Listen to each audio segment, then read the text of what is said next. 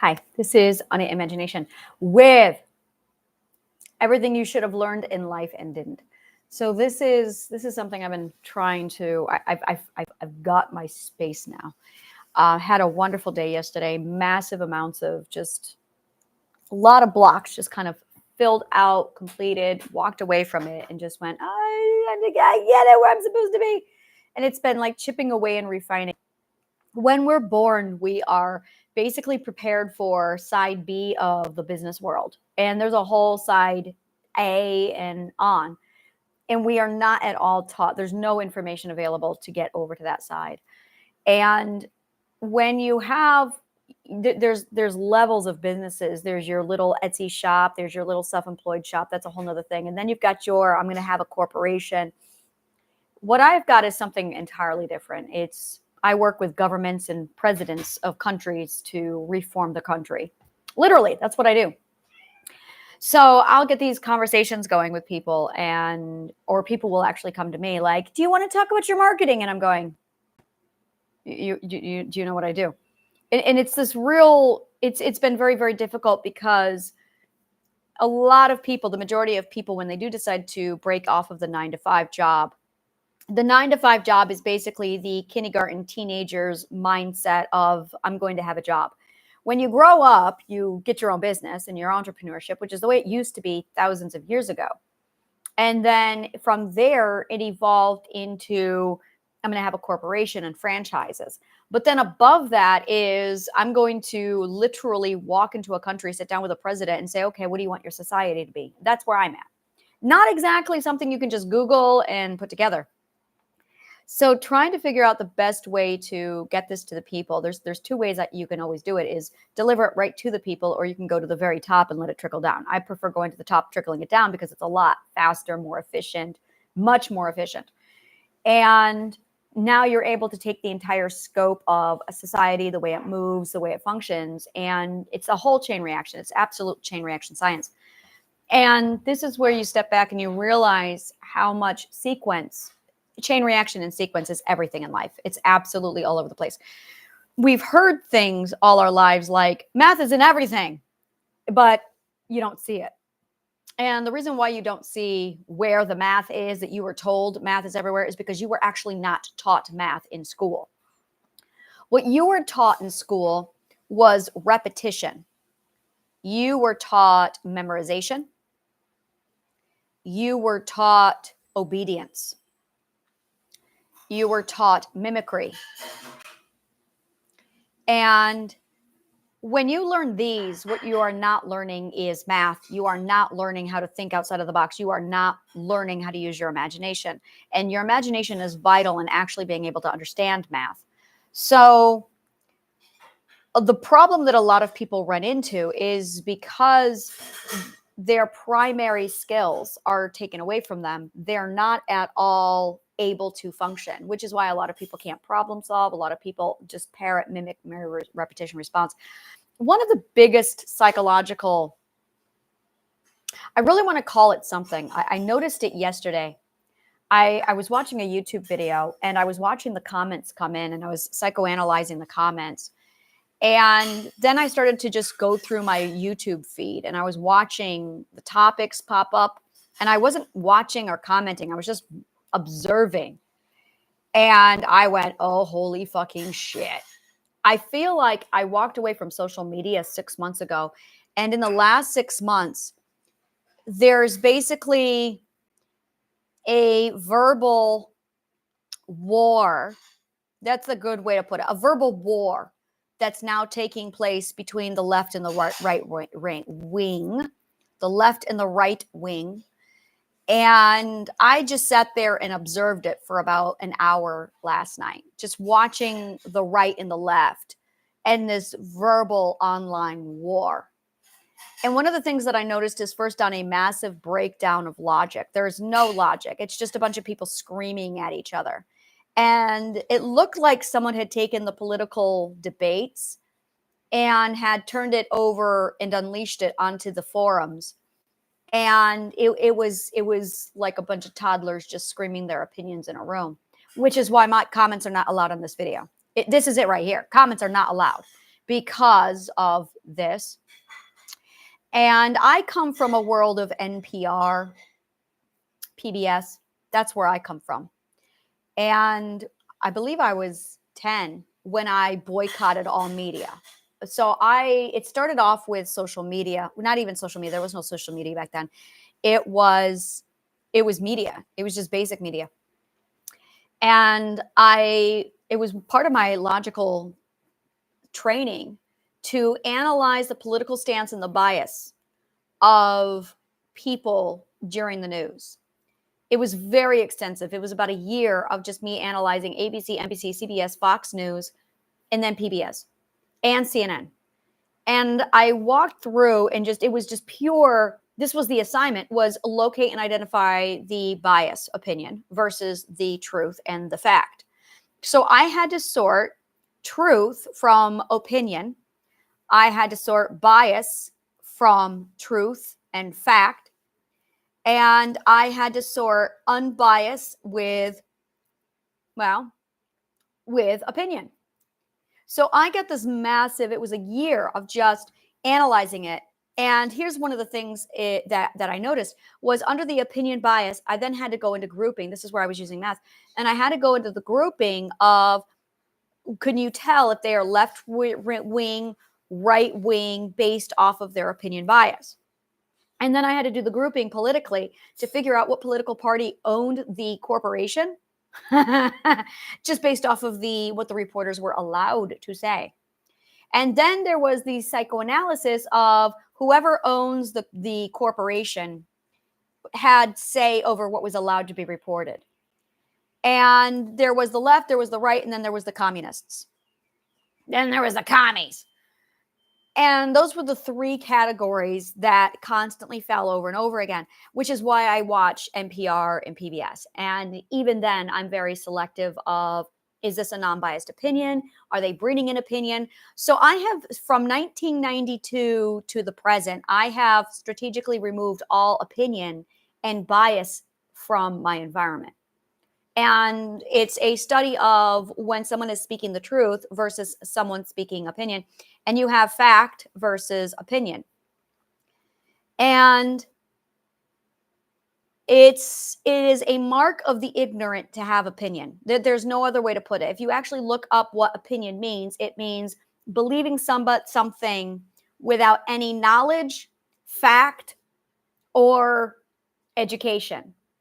This is not something to be proud of. This is not something you should aspire to desire. This is not something you should protect. This is an embarrassment. If you're an educated person, this is something you should be absolutely ashamed of and embarrassed. Educated people are embarrassed by having opinions. They don't flaunt them. They don't have them. They're an embarrassment. And a mark of the ignorant and the stupid is they'll actually use it as a badge of honor and they will protect it. And it is the number one trait of someone being ignorant and stupid is their opinion. And then there's the defense of the opinion. And when you walk into the world of fact, you are backed by logic, you are backed by truth, you are backed by evidence, you are backed by a lack of bias. And this is a practice I've been doing since 1992. So what I saw when I was going over the reels last night was the amount of vomitous diarrhea of opinion and then the war of opinion. All of it completely void of logic. And then the cheap shots of just insulting each other back and forth. And everyone then standing up saying, I'm going to not have a taboo here. I'm going to give voice to this. And it was just so this is where the world is. And it was like this breakdown. So it was a really good don't. For me, this is how I see it is there's a game. Everyone's playing a game. And everybody is choosing sides. Are you on the green team or are you on the purple team? And everybody is split down the middle and just screaming at each other. I don't play the game. I mean, I don't play the game. I've set the game down and I go, yeah, I don't play that game. And it's not in my life. So I don't touch it at all. And if I can't logically prove it, I call it an hypothesis. And then I look for, I call it an hypothesis, which is actually a placeholder until I can find the evidence to either prove or disprove my hypothesis. I have zero attachment to my hypothesis. I don't give a fuck. I have no emotional attachment whatsoever. This is literally no fucks. And I don't give a shit. My hypotheses are just placeholders until I can find the truth, which is all evidence, logic, fact support. So it was a metric. This whole thing on the news was a metric to tell me how bad the situation is. The situation's fucking bad. And it's funny because I was looking at it and I was thinking, okay, so this is literally this is the end of the end. The apocalypse is here. We're in it. We are in the apocalypse. And there are stages of societal collapse. And we're in it. We're in it. It's not coming. It's here. We are in the final stages of societal collapse. And that is really, now, this is what happens during societal collapse. This is sociological studies, so psychology and education. This is what in the world of societal collapse, this is what you see, is you see a breakdown of communication. You see a breakdown of the system. And by the system, I mean jobs, which is why the NEETs are on the rise. People who are literally boycotting employment. They boycott employment. That best thing they could do. Best thing they could do. They've got the world. NEETs have got the world figured out. They're boycotting everything. They're going, I'm not participating in the system. I'm not participating in the educational system. I'm not participating in any of it. NEETs have got it figured out. Absolutely. Boycott is the core of all of this. You boycott and the power is yours. The system, the future, and this is it right here, is parents are the future. Parents are the future. Education is the future. But not anything that you've seen, which is why I have what I've got, Pythagorean education. And this is it right here, is the whole system is literally just, it's falling down. It's just falling down. So while that's collapsing, it's a question of, well, what's going to sustain? What's going to stay stabilized? And the only thing that's going to stay is truth, because it's a constant. It's unchanging, which is why it's a constant. So when you break down what truth is, how to get it, and where it is, the common denominators of truth are logic, ethics, and relevant, accurate information. And there's an emphasis on relevant and accurate. So logic, ethics, relevant, accurate information, those are the common denominators of truth. Now, when you have this combination, it feels like love. And about the only ones who have not quit the system are parents who are still breeding. Good job. So parents are breeding, and they have their children. And they now have an invested interest in the future because they have the future. They have children. And they know the educational system is garbage. So this is where I've been trying to figure out where I go. And here's my problem is, or here was my challenge is, when I think parent, I think that 1980s, I can't stand the parent image of the nuclear family. I just can't stand it. And I never could when I was part of it. I could not when I was a parent, when it was of younger children. I purposely did not have friendships with parents because I could not stand the nuclear family image. I couldn't stand it. It was so gross to me. I was a nerd, a nonconformist, BDSM mistress, hippie, and I'm looking at children going, it was that whole, I think you guys call it right wing. Oh, I couldn't stand it. I'm like, no, I got to get away from it. And my hesitation to go toward the parenting world with this was that image, the whole imagery. And when I step into the world of my nerds, that completely goes away. That completely is blown out of the water. When I'm with my friends don't have children because I don't want to hear about kids. I don't want to hang out with adults and talk about our kids. That to me is not entertainment.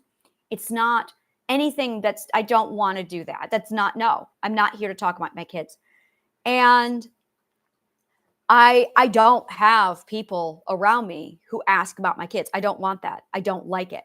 If you are not a very close friend of the family who knows my children, I'm thinking, why are you asking about my children? Like, but I grew up in a pedophile ring. So my brain works differently, where when someone asks me about my kids and they don't have kids, I'm going, why? But again, that might be my upbringing, if you can call it that.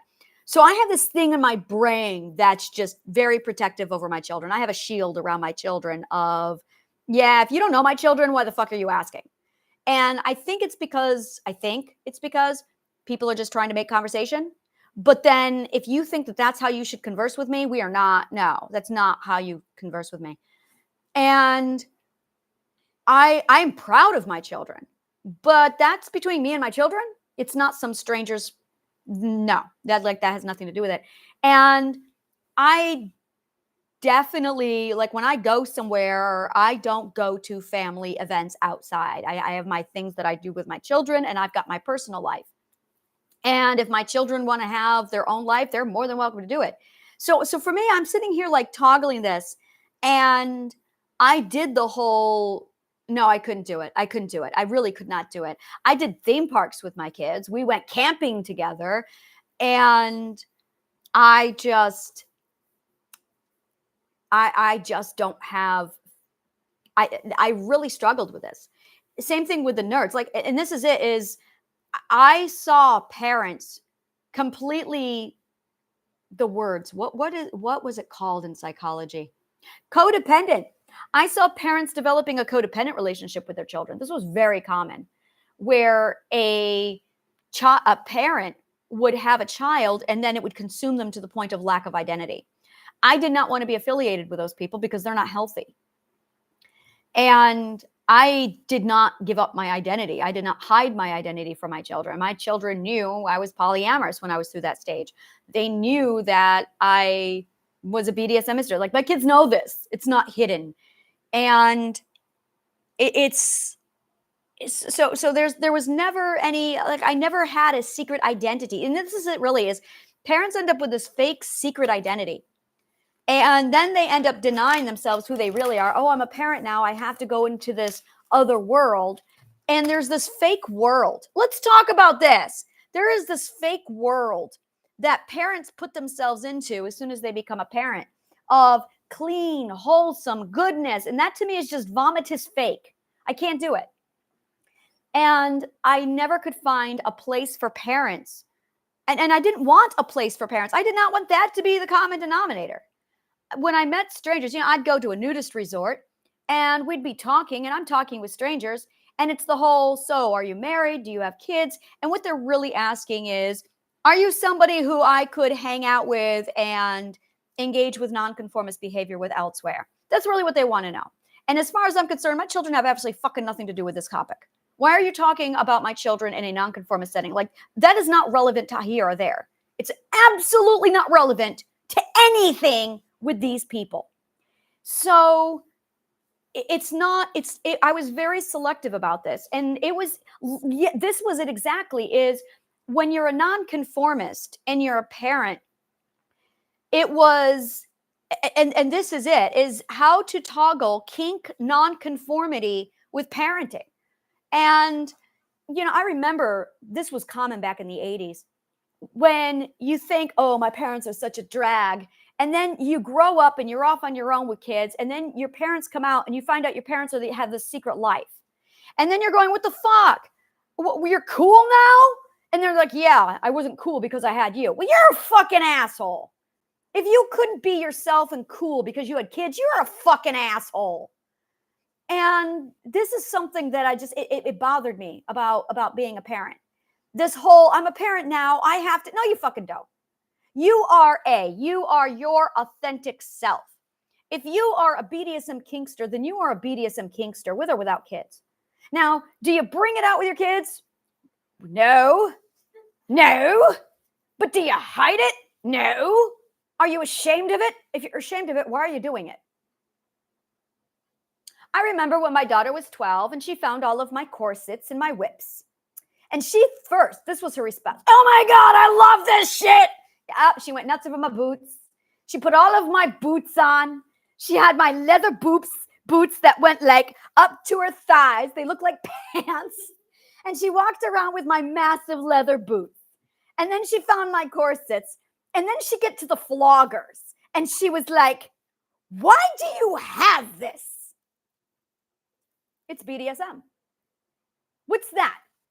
The challenge was not having this conversation with my daughter. The challenge was finding a PG photograph of BDSM that I could give to my daughter to show her.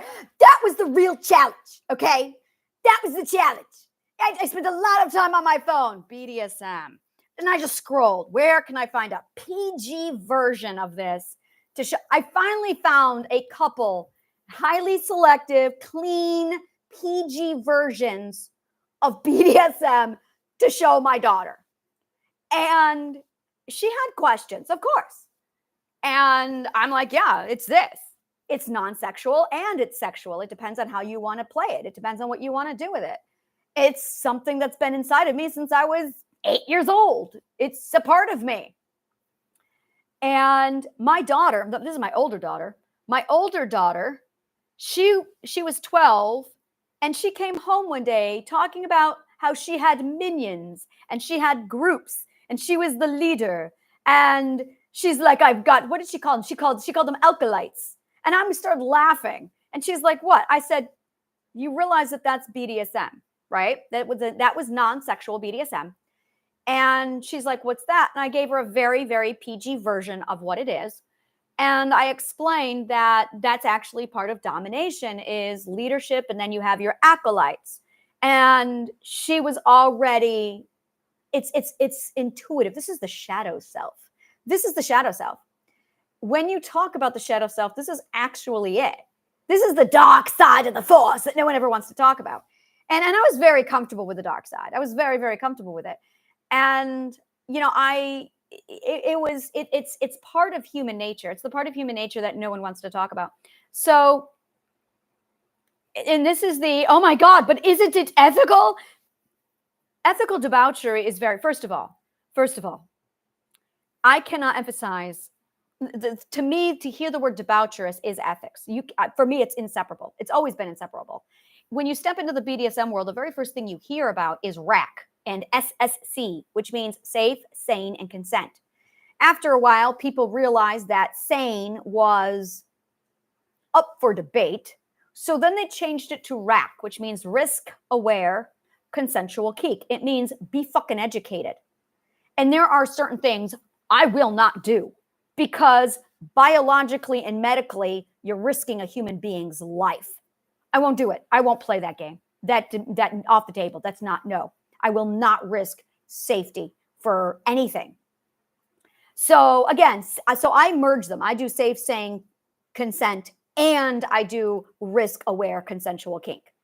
And I'm huge on this. This is a passion of mine. So learning how to balance a nonconformist, kink, polyamorous lifestyle with parenting was something, you know, to me, it's like, well, yeah, if this is who you are, the lesson is authenticity and being honest with your children about who you are.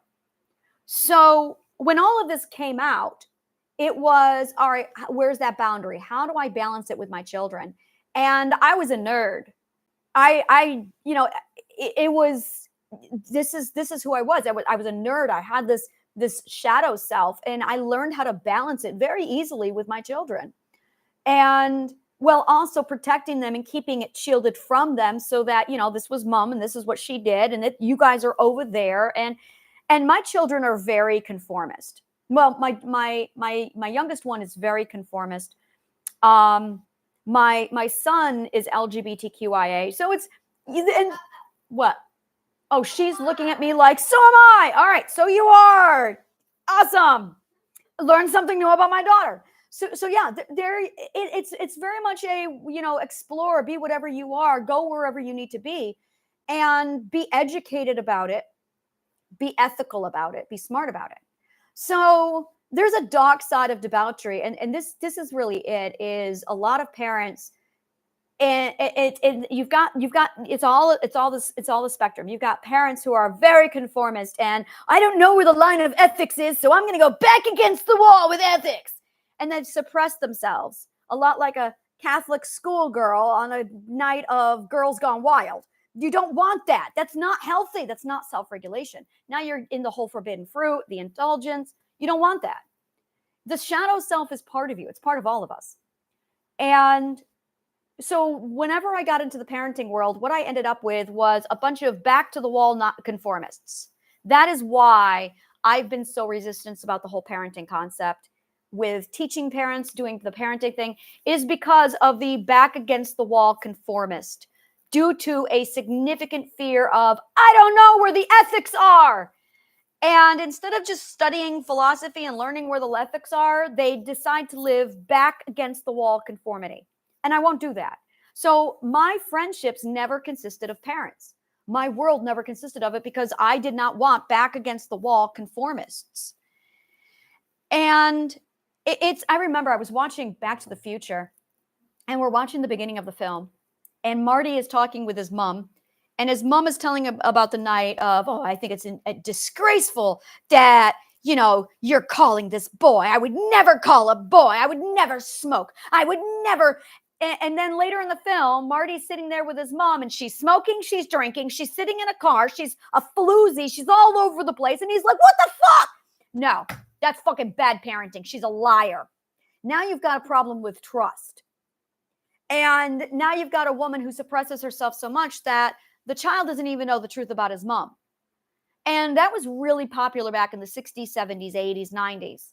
And it's something that our culture has really gotten away from. A conformist is somebody who is so fucking terrified of ethics because they don't know where the line is that they've gone the other extreme. A liberal is somebody who had it shoved down their throats so much that they're now indulging in risk behavior because they couldn't figure out how to self-regulate. So you want to know what left and right wing are? They both are people who can't self-regulate. That's what they are. They're both mentally ill. Because the conformists are so terrified of ethics. They're so terrified of figuring out, oh my God, I don't want to be a bad person. So I'm just going to go the extreme. So they're both black and white extremists. Both of them are extremists. The liberals are I had this shoved down my throat so much that I'm now the other extreme because I'm indulging in nonconformity. I went through that stage. And then the other side of that is I need so much structure that I have to have conformity. And so I'm back against the wall because I have no idea where the line of ethics are. And neither one of these people have learned how to integrate and find that gorgeous self-regulated balance. Now you've got a bunch of idiots who are throwing opinions back and forth with each other, and they're all mentally ill. So when you are looking at how to balance nonconformity, kink, polyamory, and ethics with parenting, and this is really it's this gorgeous triangle of let's be debaucherous, let's be ethical, and let's throw parenting in the middle of this. Oh my God, I love this topic. This is like, woohoo! I love this topic. I could talk about this all day long. This is like one of my favorite topics, is how to balance debauchery, parents, ethics. My children did not have any internet limitations. I taught them instead how to self-regulate. My children did not have any restrictions. When they reached, I can't say that. When they were younger, I did the whole rating system, and I taught them how to use the rating system. I taught them how to use the rating system. And I taught them how to use discrepancy and discernment, to use a boundary. And my daughter got to be 13, and she wanted to watch rated R films. And I said, look, I'm not going to tell you what to watch or what not to watch. I am going to tell you that you've got to use discretion. I said, I'm going to blunt. Number one, every time you turn on the TV, you are trusting a director to show you what they want to show you. So if you don't use the discretion, who knows what you're going to see? Because you've left it up to this dude who's making a film. So now you're trusting a director to put material in front of your eyes. So you've got to filter. You've got to decide if you should watch something. Now, I'm not going to tell you what you should or shouldn't watch, but you need to know some people will show you whatever the fuck. And you've got to decide, do I want that inside of my memory? Do I want that inside of my brain. And by the time she was, well, she's 16 now, and she pretty much is what she does. She watches whatever the fuck she wants. And I watch it. It's so funny. It's really, really funny because we're watching Umbrella Academy. What were we watching the other day, Lizzie, that we both, oh yeah, we were watching Supernatural. And there was a torture scene that came on, and I filter. I don't allow torture around me. That's my big thing is I don't allow torture around me. I don't want to see people being hurt. Absolutely no animal or child abuse. Those two things are absolutely off limits. I will not watch rape. Those three things are like, I don't want to fucking be around it. So we're sitting here watching Supernatural, and there was gore. Violence is the other thing. I hate watching gore and violence. When it comes on the TV, I'm like, ugh. So it came on, and I did this. And there's my daughter. And we're just sitting here having the conversation behind our hands, waiting for the moment to pass on the television. And I've been watching her for the last 3 years now. She does the filtering of her own television. She decides. She'll fast forward it. If a thing comes up that she's uncomfortable with, and here's the rule, is if anyone in the room is uncomfortable with something on the TV, it can be fast forwarded by whomever. There's no, if you want to watch something on TV without it being disrupted, then you need to watch it alone. And so she's got full control of the remote. She can skip scenes. She can move whatever. She needs to filter the TV. So when we're watching community TV, she's got the remote and she can filter it, whatever. I'm fine with just like blocking it. And she knows my boundaries. She knows I don't watch rape, animal abuse, torture, or child abuse. Like those are like banned. Like, no, I don't want to be around it. She knows I don't like violence and gore. I don't like them. So when they come up on the screen, and she knows that they're coming up. She's got a higher tolerance for that than I do. And even then she's still like, so when a scene comes up, she'll tell me this is coming up. And I'm like, all right, if there's an animal that appears in the show, she'll tell me the animal's going to be okay. And I'm like, all right. So there's, and it's very much same thing with her. I know the things she doesn't like to watch. She wanted to watch Game of Thrones. She does not like watching sex on television. And she's all about, I want to watch Game of Thrones. Game of Thrones. And I didn't say anything. She just kept talking about it. And so about a week passes by, and I finally did it. It's basically porn. No, it was so funny. She just broke down. She's like, no, you can read the books if you want, Liz. There's a lot less sex in the books than in the movie. A lot less sex in the books. There's almost no sex in the books. I know there's no visible dragons. Watch The Hobbit then. then watch The Hobbit. So it was hilarious because she was just, and as soon as she mentioned it, the very first, did you ever watch Game of Thrones? And I went, oh, here it goes. And I went, I did. And she's like, there's dragons. And I'm like, yeah, there's dragons. And she's like, yeah. And she was hinting at it. And I knew, I'm like, oh, she's going to be upset. And she kept building up the hype like, yeah, so let's watch Game of Thrones. And I finally get to this point. A week passes by. I can't do it anymore. I'm like, there's a lot of sex, like a lot. It's full nudity. Everything goes. Oh, man, you let me build up hype for a week. I'm like, yeah, sorry. And I'm just like, you can watch it on your own, but yeah, it was just, and that is it exactly of watching that self-regulation. So learning how to regulate television like that with a teenager at 13 years old is when I completely like, all right, PG-13 world, let's start going over this. So at PG-13, when she turned 13, it was like, gloves are off. You can watch whatever TV you want, but here's what you need to know. It wasn't a rule. It was just you need to know that there's some really fucking sick people out in the world, and they make movies, and they'll show you whatever the fuck they want. So you've got to decide if you want to trust these directors. And when you watch a movie, make note of who the director is so you can track their style. I will not watch Michael Bay. Oh, he ruined my childhood. Oh my God, I hate that man. He ruined my childhood. He took my Teenage Mutant Ninja Turtles and he turned it into garbage. I'm like, dude. And what he did with Transformers, I'm like, dude, I didn't even do Teenage Mutant Ninja Turtles by him. I saw what he did to Transformers and I'm like, why the fuck are you ruining my childhood? Oh, I hate Michael Bay. Oh my God, I hate Michael Bay. Fuck that man. So I ban all of his movies because he fucking ruined my childhood. I'm like, why are you going through my childhood and just ripping apart my 80s? You fucking asshole. Oh, God. Okay, I'm off of that.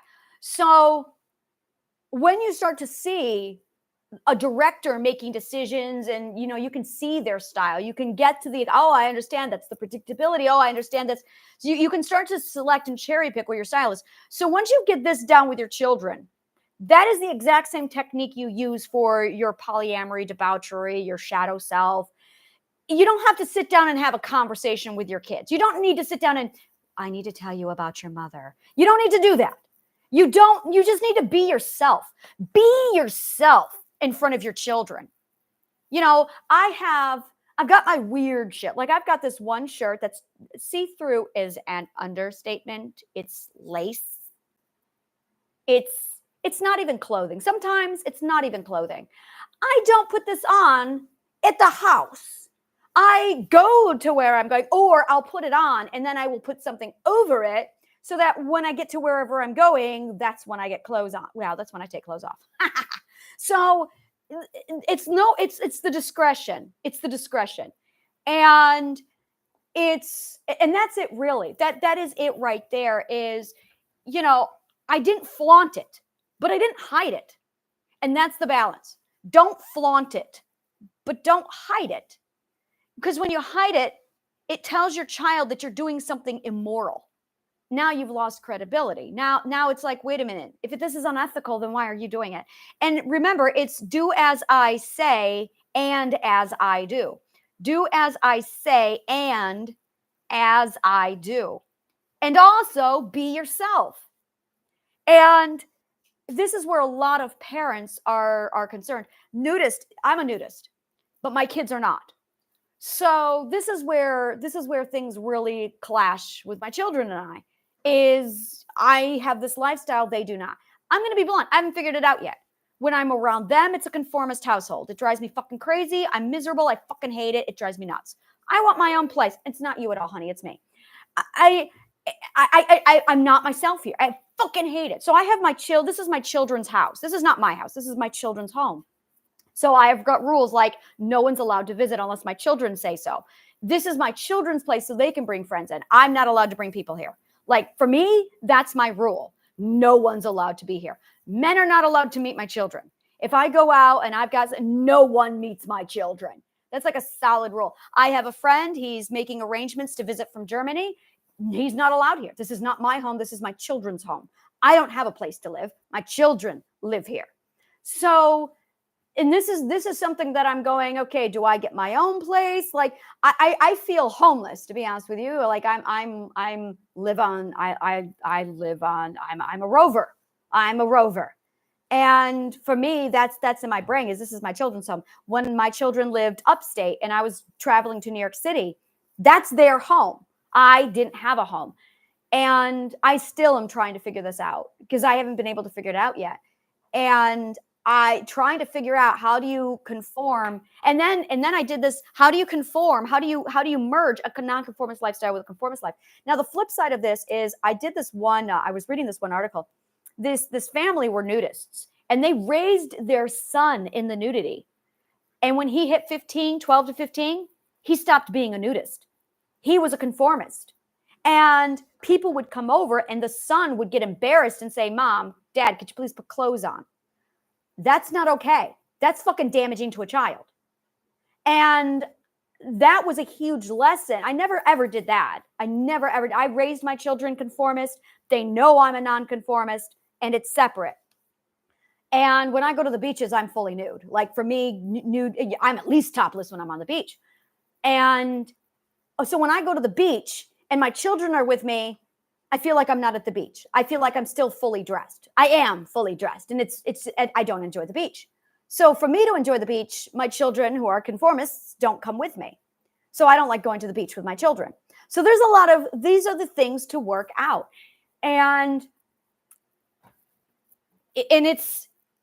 I've done the research on nonconformists who raise their child in it, and then the child goes, okay, this is where I'm comfortable, says the child.